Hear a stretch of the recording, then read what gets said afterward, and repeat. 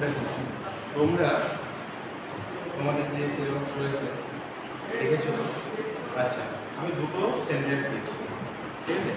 আমাকে প্রথম আইডেন্টিফাই করে দেবে যে এটা কি পার্টস অফ স্পিচ রয়েছে। দুটো সেন্টেন্স, জাস্ট দুটো সেন্টেন্স, ঠিক আছে?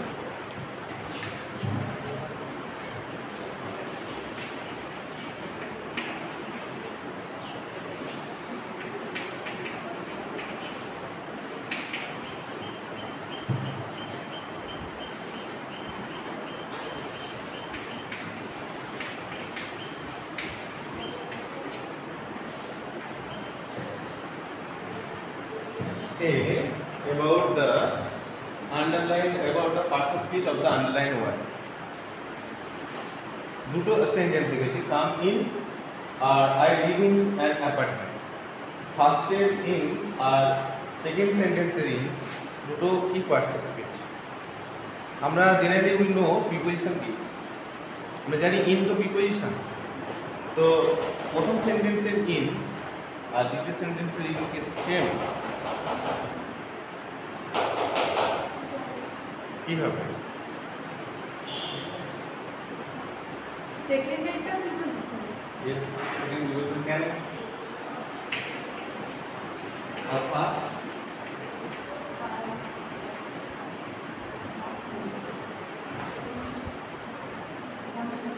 First একটা কি?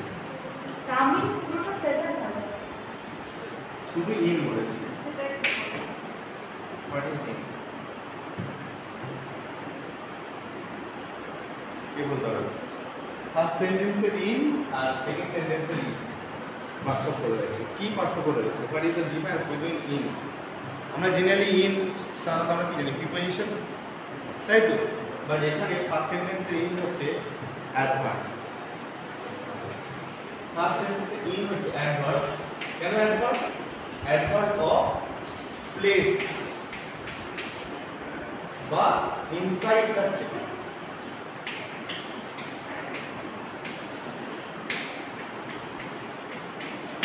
কাম ইন মানে ভিতরে আসো, inside.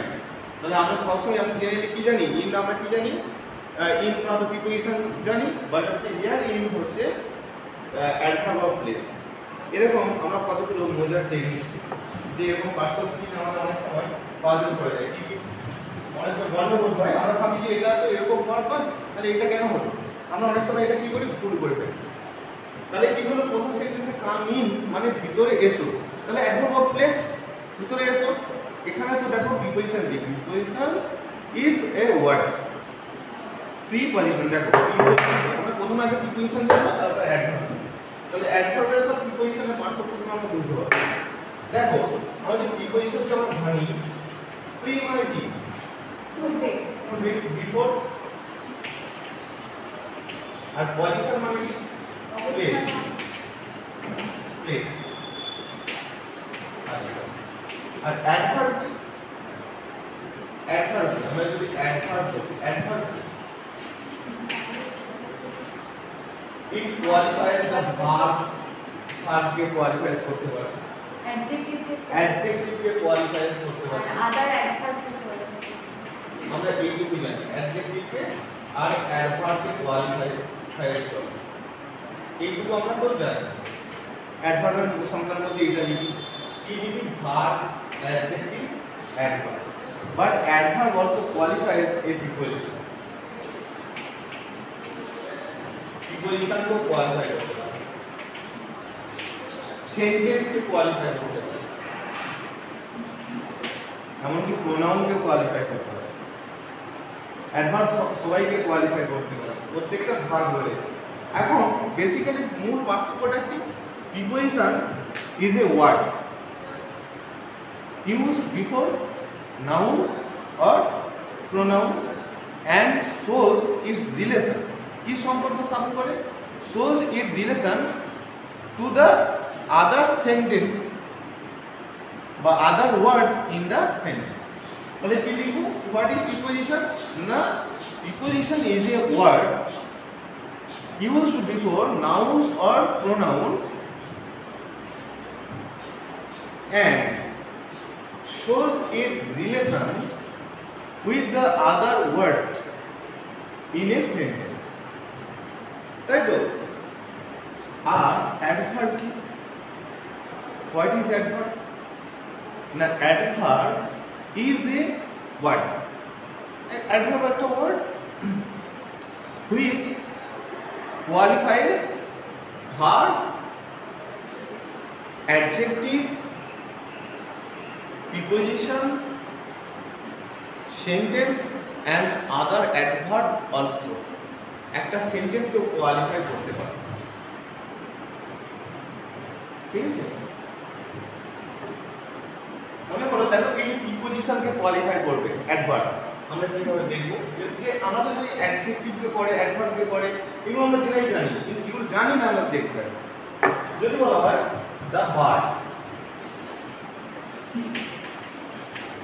flew exactly over my head, এখানে এই এক্স্যাক্টলি অ্যাডভার্বটা কাকে কোয়ালিফাই করছে? ওভার এই প্রিপোজিশনকে কোয়ালিফাই করছে। আমরা কি আগে জানতাম যে প্রিপোজিশনকেও অ্যাডভার্ব কোয়ালিফাই করতে পারে? অ্যাডভার্ব কোয়ালিফাই করছে। আবার সেন্টেন্সকে কোয়ালিফাই করবে অ্যাডভার্ব। আমরা দেখো সাধারণ বেসিক নলেজ থেকে একটু কনক্রিট নলেজের দিকে যাবো। দেখো এক্স্যাক্টলি ওভার মাই হেড। আবার এরকম হবে যদি বলা হয় সি পার্ট, সে রাখলো she parked his car at just at the gate. দেখো একটা যদি সেন্টেন্স নিই, she parked her car just at the gate.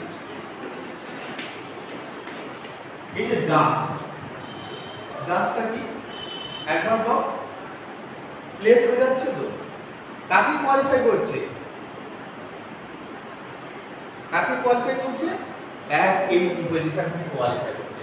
এই জাস্ট কিন্তু অন্য কাউকে কোয়ালিফাই করছে না, ঠিক আছে? তাহলে কি হলো? আমরা জানি যে অ্যাডভার্ব তাহলে কি করছে? অ্যাডভার্ব প্রিপোজিশনকে কোয়ালিফাই করে, বুঝে গেল? আবার তো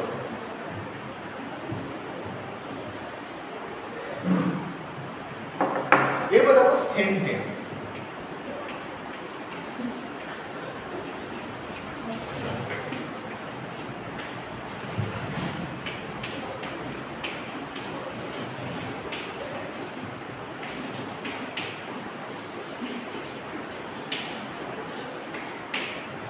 দেখো এখানে কি হয়েছে? Naturally Tendulkar played well. হ্যাঁ, ন্যাচারালিটা কি হয়েছে? অ্যাডভার্ব। কাকে কোয়ালিফাই করছে? একটা পুরো সেন্টেন্সকে কোয়ালিফাই করছে। তাহলে adverb also qualifies an sentence. আর আমরা জানি কি জানি? অ্যাডজেক্টিভ যদি অ্যাডভার্ব এগুলো দেখি, এগুলো তো আমরা নরমালি জানি, দেখো সেগুলো লিখবো। একটা উদাহরণ বলো তো বলবে অ্যাডজেক্টিভকে কোয়ালিফাই করছে। রাম গোজ কুইকলি। রাম গোজ কুইকলি। হ্যাঁ, এটা তো ভার্বকে কোয়ালিফাই করছে। ও আচ্ছা। রাম গোজ কুইকলি কাকে কোয়ালিফাই করছে? ভার্ব। অ্যাডজেক্টিভকে কোয়ালিফাই করছে। It is a very beautiful flower. হয়েছে, বুঝছো?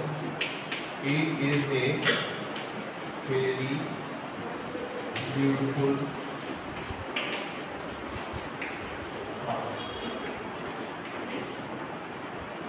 এই যে বিউটিফুল কে কোয়ালিফাই করছে? ভেরি। আর একটা কি বলেছিল? অ্যাডভার্বকে কোয়ালিফাই করে। অ্যাডভার্বকে কিভাবে সেটা? এরকম একটা উদাহরণ এক্সাম্পল।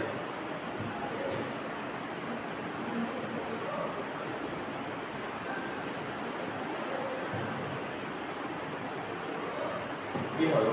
এরকম একটা এক্সাম্পল, যে কোনো অ্যাডভার্বকে কোয়ালিফাই করছে।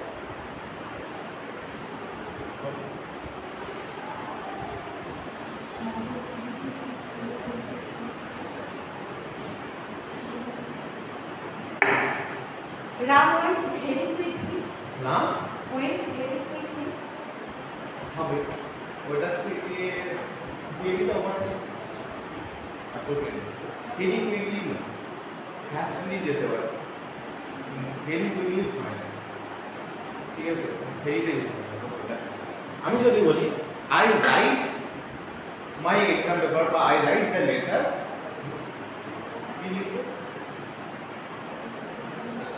I write the letter very carefully খুব যত্ন সহকারে লিখেছিলাম letter I right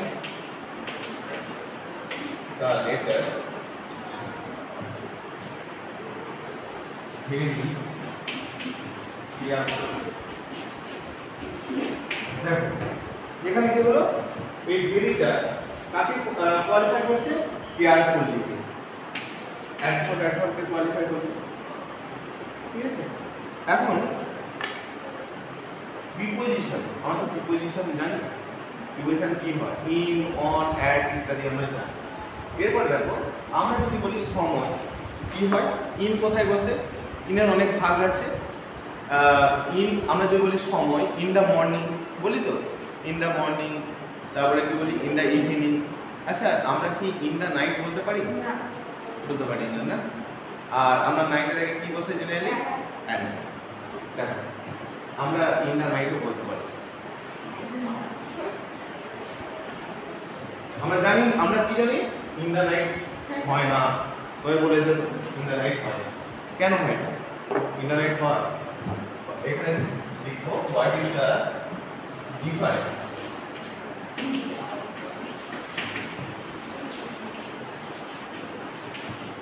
between in the night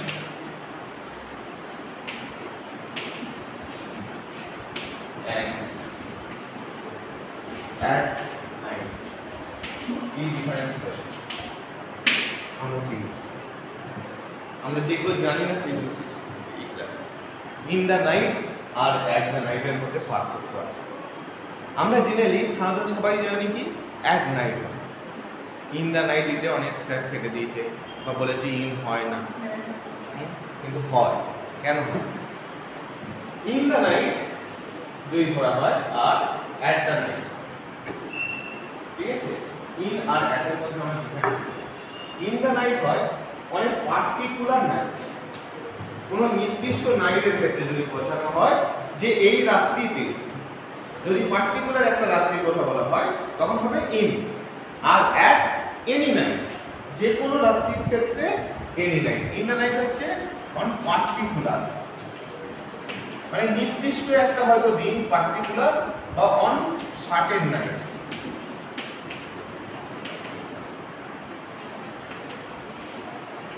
R at night হচ্ছে any night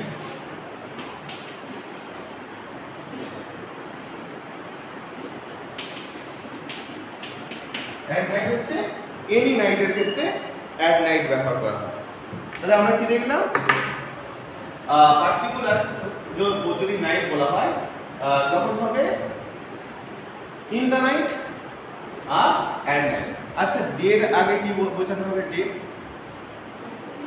day day day ডের আগে কি প্রিপারেশন বসে এই যে সানডে মন্ডে মানে শুধু ডে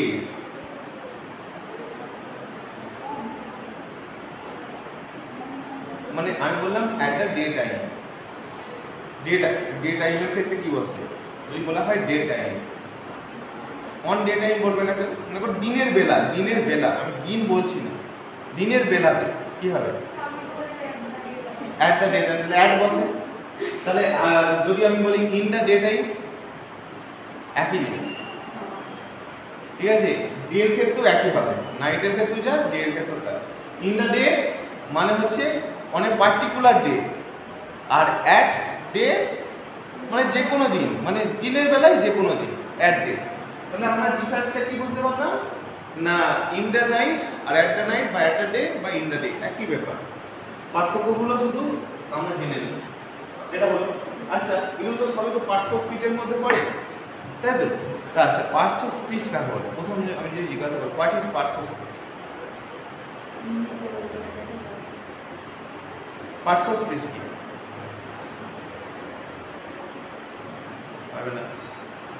দেখো ফার্স্ট আমাদের first we should know about the sentence. What is sentence? Sentence is a group of words having meaning.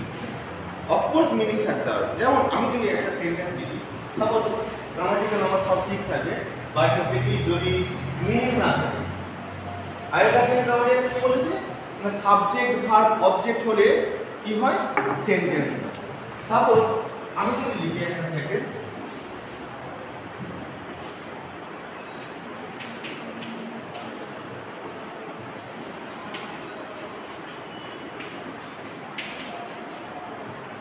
I like mountain বা I love mountain যদি লিখি, I love mountain যদি লিখি, হয়তো অনেকে পাহাড়ে যেতে ভালোবাসে লাইক করে I love mountain বা mountains যেটা বলছে। এখন ঠিক বুঝিয়ে দিলাম mountain loves, দুটোর মধ্যে কোনটা সেন্টেন্স আর কোনটা সেন্টেন্স? উপরেরটা সেন্টেন্স, নিচেরটা আর নিচেরটা কি মিনিং নাই? ইয়েস, এইখানে কোশ্চেন মার্ক, মাউন্টেন কিভাবে ভালোবাসতে পারে মানুষকে? এটা হচ্ছে দেখো, এটা হচ্ছে হ্যাভ এ মিনিং, এর কি রয়েছে হ্যাভ এ মিনিং, আর এটা হচ্ছে মিনিংলেস সেন্টেন্স, এটা মিনিংলেস, এর কোনো মানেই নাই। কিন্তু দেখো যদি আমাদের গ্রামাটিক্যাল আগে কি বলতো সাবজেক্ট ভার্ব অবজেক্ট থাকলেই হবে। ভার্ব দেখো এটাও সাবজেক্ট রয়েছে, এটা ভার্ব রয়েছে, এটা অবজেক্ট রয়েছে। এটাও তাই সাবজেক্ট অনুযায়ী দেখো ভার্ব বসেছে, third person singular number verb এসেছে এস বা এসও যোগ করেছে, তারপরে কি হয়েছে মিন অবজেক্টও দিয়েছে, অবজেক্ট দিয়েছে তো, তাহলে এইটা সেন্টেন্স নয় কেন? তখন ওরা অ্যাড করলো what is sentence? Sentence should have a meaning, একটা মিনিং অবশ্যই থাকতে হবে। শুধু সাবজেক্ট ভার্ব অবজেক্ট বা গ্রামার মেনে সেন্টেন্স বলা যাবে না, অফকোর্স হ্যাভ এ মিনিং। আচ্ছা, একটা ওয়ার্ডের একটা সেন্টেন্স হতে পারে কি কাম আসে আর ডু ইয়েস নো ওপেন একই, ঠিক আছে? সবসময় যে সব কিছু এগুলো বাকিগুলো কোথায় গেল? দেখো কাম আসলো, তাহলে বাকি পার্টস অফ স্পিচ গুলো কোথায় গেল? ওটা উচ্চ আনএক্সপ্রেসড, যেটা বোঝানো হচ্ছে না, বলা হচ্ছে না, কিন্তু but there is meaning also. আচ্ছা ইয়েস নো, আমি যদি বলি ইয়েস নো, ইয়েস বলা হলো, সাপোজ যদি বলা হয় ইয়েস, কি পার্টস অফ স্পিচ? ইয়েস কি পার্টস অফ স্পিচ বা নো কি পার্টস অফ স্পিচ?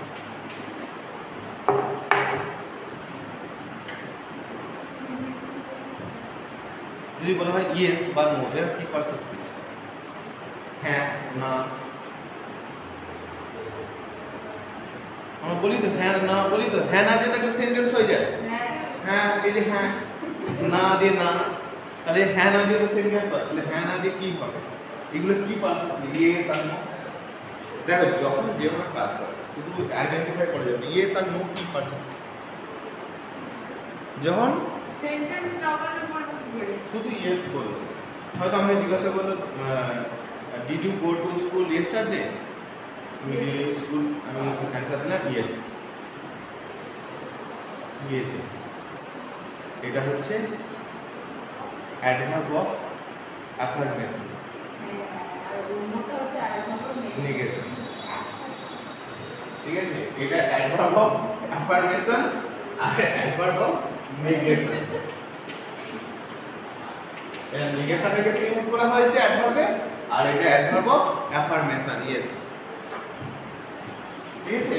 ইয়েস আর নো, আমরা ম্যাক্সিমাম সময় আমাদের প্রবলেম হয় ইয়েস কি, হোয়াট ইজ ইয়েস, হ্যাঁ? তাহলে ইয়েসটা কি অ্যাডভার্ব অফ অ্যাফার্মেশন আর নোটা হচ্ছে অ্যাডভার্ব অফ নেগেশন। আচ্ছা, তাহলে আমরা সেন্টেন্সে চলে এলাম। তাহলে সেন্টেন্স কি? Sentence is a group of words having a meaning. এখন পার্টস অফ স্পিচ জিজ্ঞাসা করেছে, পার্টস অফ স্পিচ, স্পিচ মানে কি বক্তব্য বা সেন্টেন্স হতে পারে। তাহলে পার্টস মানে কি তার এক একটা অংশকে বোঝানো হয়েছে। Generally sentence are divided into many words and classes. সেন্টেন্সটা কি হয়, বাক্যগুলো বিভিন্ন শব্দে বিভক্ত, তাদের নিজস্ব একটা ক্লাস রয়েছে, শ্রেণী রয়েছে। These are called parts. ওই ক্লাসগুলোকে, ওই কাইন্ডসগুলোকে বলা হয় পার্টস। প্রত্যেকটা ওয়ার্ড তাহলে sentence is a group of words and they are divided into many kinds and classes. These are called, ওই kinds and class গুলোকে বলা হচ্ছে parts of speech। তাহলে আমরা parts of speech জানলাম। এটা parts of speech generally we define as a বা we divided as a 8 কি কি। নাম্বার 1 কি, নাউন, প্রোনাউন, তারপরে কি অ্যাডজেক্টিভ বলতে পারি, তারপরে verb, adverb, preposition, conjunction, interjection. এখন নাউন কি যদি বলা হয় হোয়াট ইজ নাউন, না noun is a naming word বা noun denotes to the name of a person, place or thing. আমরা জেনারেলি উই নো ইট। এখন নাউনকে ভাঙা যায় কিসে, নাউনকে ডিভাইড করা যায় 5 ভাগে। We can divide it in 5। Number 1 কি বলতে পারি, প্রপার, কমন, তারপরে কালেকটিভ, মেডিয়াল, অ্যাবসেন্ট। এই বলগুলো আমরা সবাই জানি, জেনারেলি উই নো। আচ্ছা, ইন আদার ডিভিশনটা কি, কাউন্টেবল অ্যান্ড আনকাউন্টেবল, কাউন্টেবল এবং আনকাউন্টেবল। আচ্ছা, এখন বলো তো কাউন্টেবল নাউনের মধ্যে কি কি পড়বে? আমরা এই যে প্রপার, কমন, কালেকটিভ এগুলো ভাগ করলাম তো, কাউন্টেবল নাউনগুলোর মধ্যে কি কি পড়তে পারে এর মধ্যে? না না, কোন নাউনগুলো এই কাউন্টেবল নাউনের মধ্যে পড়বে? Proper, common, collective, material, abstract. এই নাউনগুলোর মধ্যে কোন নাউনগুলো কাউন্টেবল নাউনের মধ্যে পড়ে?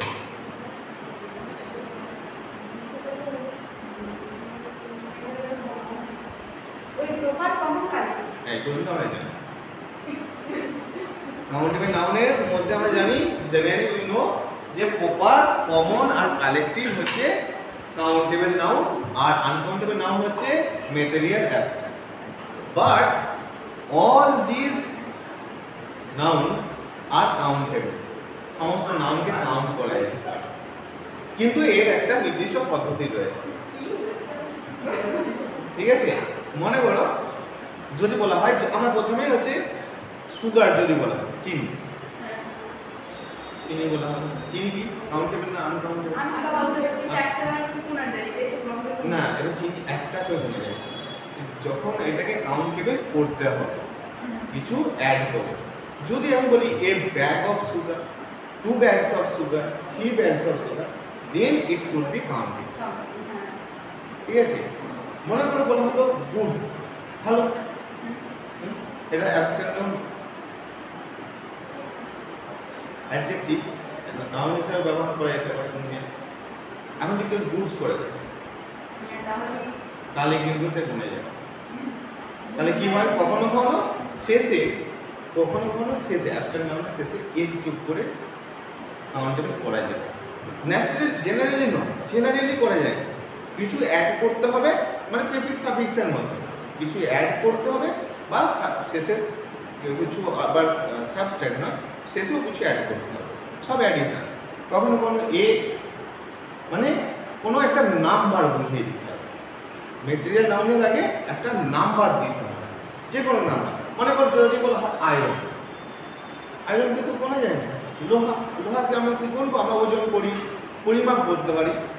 কিন্তু যদি বলা হয় মনে করো এখানে একটা লোহার টুকরো পড়ে রয়েছে, ওখানে একটা লোহার টুকরো পড়ে রয়েছে, তাহলে 2 পিসেস অফ আয়রন।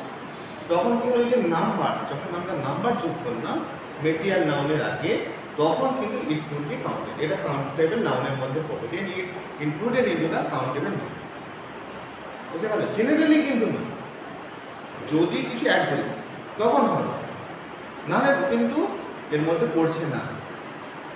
জেনারেলি যেমন ভাগ করা হয় প্রপার, কমন, কালেকটিভ, এটা হচ্ছে কাউন্টেবল নাউন। আনকাউন্টেবল নাউন হচ্ছে কি না, মেটেরিয়াল নাউন আর abstract noun, but all this are countable noun. ঠিক আছে, বুঝে গেল? এখন যেটা বোঝাতে চেয়েছিলাম, পার্টস অফ স্পিচে তোমরা জানো, প্রপার নাউন কাকে বলে, কমন, কালেকটিভ, এগুলো সবাই জানো। আমার যেটুকু দরকার সেইটুকু আমি বলে দিয়েছি এবং জানার দরকার। এখন মানি, মানির আগে কি বসবে, মাছ না মিলি, মাছ কেন হয়? মাছ মানে কেন? মাছ কেন? আমরা তো টাকাকে বলি না, এই 1 টাকা 2 টাকা 5 টাকা 6 টাকা 7 টাকা 10 টাকা 20 টাকা বলি তো। তো এগুলো তো গোনা যাচ্ছে বলে অনেকে। বলেন না আমার কাছে 20 টাকা 50 টাকা আছে, তাহলে আমি তো অনেকে বলে গুনতে পারছি, বলে দেয় তো জেনারেলি বললে তো এটা আমরা গুনতে পারছি, পারে কি না? তখন কি হয়? Actually we never count A money, its value we can equal মানে we can measure the value of the money বা কারেন্সি। আমরা যেটা বলি যে 10 টাকা 20 টাকা এটা কি? এটা হচ্ছে ভ্যালু। তাই জন্য এটা কি বলা হচ্ছে? মাছ। ঠিক আছে? ওকে, নেক্সট ডেতে আমরা আলোচনা করবো। আজকে তো টিফিন আছে। ঠিক আছে, আজকে এই বলতে পারে এই ঠিক আছে।